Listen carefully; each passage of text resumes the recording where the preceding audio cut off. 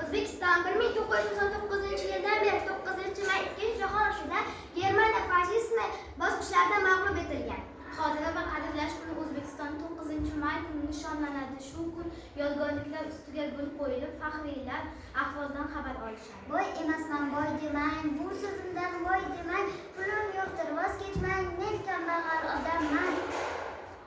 Vatan uchun jonim bergan jigarlarim, xo'rlik uchun qonun bergan jigarlarim, xoinlarni itdek qirgan jigarlarim, nomingizni unutmaydi ona vatan. Sersanda zamonlar, o'tdilar qator, o'tdilar yillar, oylar rang-barang, muzeydan bugunga yetmasdi ovoz, bo'lmaganda xalqim sening xotirang. Bobojonim aytib bergan urush bo'lgan yillarni yodga olar hamma yo'qotgan do'st uryorlar. Jim do'stim, bir lahza quloq solaylik, tinglaylik mardlarning yurak sasini, mangulik bog'ida gullar teraylik, mardlarni qalblarga yozaylik xotirasini.